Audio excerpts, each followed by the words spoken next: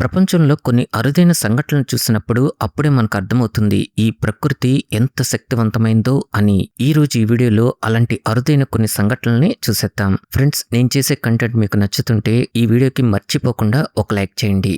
Cape for seals. నమీబియాలోని Cape Cross సముద్ర తీరంలో ప్రతి సంవత్సరం ఈ సీల్స్ ఇక్కడికి సంతానోత్పత్తి మరియు గుంపులుగా చేరటం కోసం 2 లక్షలకు పైగా తరలివస్తాయి. ఈ విజువల్స్ ని డ్రోన్స్ ద్వారా చూస్తే ఆ భారీ కాలనీ మొత్తం కదులుతున్న ఒక పెద్ద గోధుమ రంగు సముద్రంలా అద్భుతంగా కనిపిస్తుంది. ఈ ఆడ సీల్స్ మొత్తం ఒకేసారి వేలాది పిల్లలకు జన్మనివ్వటం వల్ల ఈ బీచ్ మొత్తం కొత్త జీవుల శబ్దాలతో మారిమోగిపోతుంది. అయితే ఇంత భారీ సంఖ్యలో ఈ సీల్స్ ఒకే చోట ఉండటం వల్ల అవి విసర్జించే మలం కారణంగా ఆ ప్రాంతం మైళ్ళ దూరం వరకు భరించలేని దుర్వాసన కూడా వస్తుంది. అందుకే ఈ ప్రాంతానికి వచ్చే పర్యాటకులు ఈ ఘాటైన వాసన భరించలేక ముక్కులకి రుమాలు కట్టుకుని మరీ ప్రయాణించవలసి ఉంటుంది. అలానే ఇంత పెద్ద సంఖ్యలో ఉండే పిల్ల సీల్స్ ను వేటాడటానికి నక్కలు మరియు సముద్రం నుండి షార్క్ చేపలు కూడా ఎప్పుడూ ఎదురు చూస్తూనే ఉంటాయి. అంతేకాదు, ఈ సీల్స్ ను చూడటానికి ప్రపంచం నలుమూలల నుంచి ప్రతి సంవత్సరం వేలాది మంది టూరిస్టులు కూడా ఇక్కడికి వచ్చి వెళ్తున్నారు.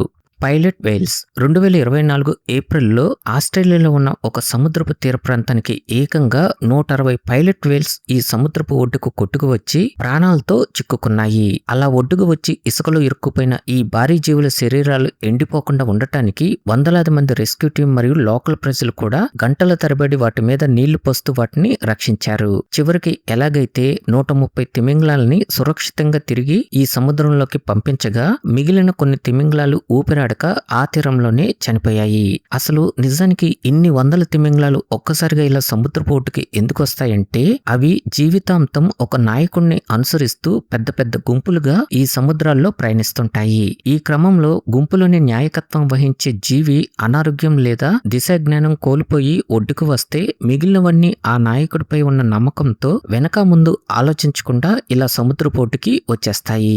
ఇక్కడ కూడా అదే జరిగింది. అలానే ఇవి పేరుకు తిమింగలాలని పిలువబడినప్పటికీ నిజానికి ఇవి సముద్రపు డాల్ఫిన్ కుటుంబంలో 2వ అతిపెద్ద జాతికి చెందిన జీవులు. Olive Ridley turtles. మన ఇండియాలోని ఒడిశాలో ఉన్న రిషికుల్య మరియు గహిర్మాత బీచ్లకు ప్రతి సంవత్సరం 6.5 లక్షల ఆలివ్ రిడ్లీ తాబేళ్లు వస్తుంటాయి. అయితే ఇన్ని లక్షల తాబేళ్లు ప్రతి సంవత్సరం ఇక్కడికి ఎందుకు వస్తాయో తెలుసా? ఎందుకంటే ఇవన్నీ ఇక్కడ సముద్ర తీరంలోనే పుట్టాయి కాబట్టి. ఈ తాబేళ్ల గురించి మనకు తెలియని ఒక వింత ఏంటంటే ఇవి ఏ సముద్ర తీరంలో అయితే పుడతాయో తిరిగి గుడ్లు పెట్టే సమయానికి ప్రపంచంలో ఎంత దూరంలో ఉన్నా సరే సరిగ్గా అవి ఈ ప్రదేశానికి చేరుకుంటాయి. ఈ ప్లేస్ ని ఎలా గుర్తు పెట్టుకుంటాయంటే భూమి యొక్క మ్యాగ్నెటిక్ ఫీల్డ్ ని వాడుకుంటూ అవి పుట్టిన స్థానాన్ని ఖచ్చితంగా గుర్తిస్తాయి. గుడ్లు పెట్టిన వెంటనే తల్లి తాబేలు మళ్లీ సముద్రంలోకి వెళ్లిపోతుంది. సుమారు 60 రోజుల తర్వాత పిల్ల తాబేళ్లు ఈ ఇసుకలోంచి బయటకు వచ్చి చంద్రుని వెలుతురు ఆధారంగా ఈ సముద్రపు వైపు ప్రయాణిస్తాయి. ఆ టైంలోనే వీటిని వేటాడే జంతువులు, పక్షులు ఈ తాబేలు పిల్లల్ని చంపి తినేస్తుంటాయి. సైంటిస్టుల ప్రకారం ఇవి వందల సంఖ్యలో గుడ్లు పెట్టినప్పటికీ అన్ని ఆటంకాలని దాటుకుని చివరికి పూర్తిగా పెద్దదిగా పెరిగేవి మాత్రం 1 లేదా 2 మాత్రమే అని చెప్తున్నారు. వెల్లెల్లా. ఈ చిన్న సముద్రపు జీవులు ఒడ్డుకు కొట్టుకుని వచ్చినప్పుడు ఆ తీరం మొత్తం బ్లూ కలర్ లో ఇలా మెరిసిపోతుంది.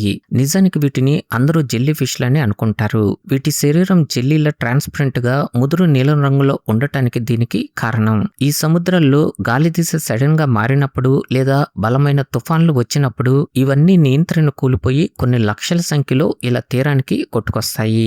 ఆ టైంలో ఆ సముద్ర తీరం మొత్తం నీలం రంగుల్లో మెరిసిపోతూ ఇలా కనిపిస్తుంది.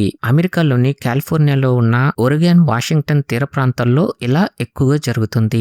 ఇవి సొంతగా స్విమ్ చేయలేవు. కేవలం ఈ సముద్రంపై తేలుతూ గాలి అలలు ఎటు వస్తుంటే అటు ప్రయాణిస్తూ బ్రతుకుతుంటాయి. వీటికి చిన్నపాటి విషం ఉంటుంది కానీ అవి మనుషులకి అంత ప్రమాదమేమీ ఉండదు. కాకపోతే వాటిని పట్టుకుంటే మాత్రం తీవ్రమైన మంట, దురద కలిగిస్తూ నరకం చూపించేస్తాయి. Lot of స్కిడ్స్. ఈ విజువల్ ని చూసినప్పుడు అక్కడ బ్రతుకుతున్న చాలా మంది ప్రజలకి ఒక్కసారిగా గుండెల్లో దడ పుట్టుకొచ్చింది. ఎందుకంటే ఇన్ని వేల సంఖ్యలో ఒక్కసారిగా ఈ స్క్విడ్స్ ఇలా చనిపోవటం అక్కడ వారందరినీ చాలా భయపడేలా చేసింది. జూన్ 2026 అమెరికాలోని మసాచుసెట్స్ తీరంలో ఈ భయంకరమైన సంఘటన జరిగింది. మొదట ఇక్కడ ప్రజలు ఈ సముద్ర కాలుష్యం లేదా రసాయనాల వల్ల ఈ ప్రమాదం జరిగిందని అనుకున్నారు. కానీ నిజానికి స్క్విడ్లన్నీ ఇలా చనిపోవటం ఈ ప్రకృతిలో ఒక భాగం. అదేంటంటే వీటి లైఫ్ స్పాన్ అనేది కేవలం 1 సంవత్సరం మాత్రమే ఉంటుంది. అంటే ఇవి ఎగ్స్ పెట్టిన వెంటనే సహజంగానే చనిపోతాయి. అలా ఎగ్స్ పెట్టి చనిపోయిన ఈ స్క్విడ్లన్నీ ఈ సముద్రంలో వచ్చిన బలమైన గాలుల వల్ల ఇవన్నీ ఈ తీరానికి కొట్టుకొచ్చాయి. ఇన్ని వేల సంఖ్యలో ఇవన్నీ ఇలా చనిపోయినా కూడా ప్రకృతి వీటన్నింటినీ సమతుల్యం చేసేస్తుంది. అంటే ఈ సముద్రపు పక్షులు వీటిని తినటానికి ఈ సముద్రపు తీరాలకి వలస వస్తూ వీటిని ఆహారంగా తినేస్తుంటాయి. ఈ విజువల్ చూడటానికి మనకు కొంచెం డిస్టర్బెన్స్ గా ఉన్నా కూడా ఇదంతా ఈ ఎన్విరాన్మెంట్ బ్యాలెన్సింగ్ లో ఒక భాగం మాత్రమే. Lot of jelly fish. రష్యాలో ఉన్న అజోవ్ అనే సముద్రపు తీరంలో కొన్ని లక్షల సంఖ్యలో ఈ జెల్లీ ఫిష్లు చనిపోతున్నాయి. అయితే ఇంత దారుణం ఇక్కడ ఎందుకు జరుగుతుందంటే ఈ జెల్లీ ఫిష్లకి ఉప్పు నీటి అవసరం ఎక్కువగా ఉంటుంది. అందుకే మంచినీటిలో నుంచి ఈ సముద్రాల్లోకి వలస వస్తూ ఇక్కడ ఎగ్స్ పెడుతూ వాటి సంఖ్యని పెంచేసుకుంటాయి. కానీ శీతాకాలం వచ్చేసరికి అప్పుడు వచ్చే తీవ్రమైన చలిని ఇవి తట్టుకోలేవు. అందువల్లనే ఇవన్నీ ఆ క్లైమేట్ ని తట్టుకోలేక లక్షలాది జెల్లీ ఫిష్లు ఇలా చనిపోయి ఈ సముద్రపు ఒడ్డుకు కొట్టుకొస్తున్నాయి. ఆ టైంలో ఇవి చూడటానికి ట్రాన్స్పరెంట్ గా అందంగా కనిపించినప్పటికీ వీటిని మాత్రం అస్సలు ముట్టుకోకూడదు. నిజానికి వీటి వల్ల మనుషులకి ఎలాంటి ప్రమాదం లేనప్పటికీ వీటి టెంటికల్స్ మన శరీరానికి తగిలితే మాత్రం ఆ ప్లేస్ మొత్తం తీవ్రమైన మంట మరియు భరించలేని నొప్పి కలుగుతుంది. అందుకే ఈ జెల్లీ ఫిష్ల దండయాత్ర వల్ల ఇక్కడ ప్రజలు ఈ సముద్రంలో ఈత కొట్టడానికి భయపడి పక్క ప్రాంతాలకి వెళ్ళిపోతున్నారు. ఇంకా ఈ జీవులు ఫిషర్మెన్స్ చేపల వల్ల కూడా చిక్కుకుంటూ అక్కడ స్థానిక చేపల వేటను కూడా చాలా తీవ్రంగా దెబ్బతీసేస్తున్నాయి. Horseshoe crabs. అమెరికాలోని డెలావేర్ బే తీరంలో ప్రతి సంవత్సరం ఒక అద్భుతం జరుగుతుంది. ఆ టైంలో కొన్ని వేల సంఖ్యలో ఈ హార్స్ షూ క్రాబ్ సముద్రం నుంచి గుంపులు గుంపులుగా ఇలా ఒడ్డుకు వస్తాయి. ఇవి చూడటానికి పీతల్లా కనిపించినప్పటికీ నిజానికి ఇవి తేళ్లు మరియు సాలిపురుగులకు చాలా దగ్గర బంధువులు. అంతేకాదు ఇవి దాదాపు 45 కోట్ల సంవత్సరాలుగా ఈ భూమి మీద బ్రతుకుతున్నాయని సైంటిస్టులు తెలుసుకున్నారు. అంటే ఇవి డైనోసార్ల కంటే ముందు పుట్టాయి. ఒక ఆడ హార్స్ షూ క్రాబ్ ఒకే సీజన్ లో ఈ ఇసుక గుళ్ళలో దాదాపు 1,00,000 గుడ్ల వరకు పెట్టగలదు.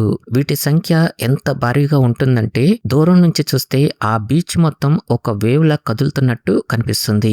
ఆ టైంలో వీటి పిల్లల్ని చంపి తినడానికి అక్కడికి వేలాది పక్షులు కూడా వలస వస్తుంటాయి. అన్నింటికన్నా అసలైన విచిత్రం ఇక్కడే ఉంది. వీటి రక్తం మనలాగా ఎరుపు రంగులో ఉండకుండా బ్లూ కలర్ లో ఉంటుంది. ఇంకా వీటి రక్తంలో కాపర్ ఉండటం మరియు బ్యాక్టీరియాలను గుర్తించే అద్భుతమైన రోగ నిరోధక శక్తి ఉండటం వల్ల వీటి బ్లడ్ యొక్క డిమాండ్ కూడా చాలా భారీ మొత్తంలో ఉంటుంది. అంటే సుమారు వీటి బ్లడ్ లీటర్ ధర వచ్చేసి ఏకంగా 14 లక్షల రూపాయల వరకు ఉంటుంది. ఓకే ఫ్రెండ్స్, ఈ వీడియో మీకు నచ్చితే మీ ఫ్రెండ్స్ కి తప్పకుండా షేర్ చేయండి. అలానే మన విరించి ఫ్యాక్ట్స్ యూట్యూబ్ ఛానల్ ను కూడా ఇప్పుడే సబ్స్క్రైబ్ చేసుకోండి.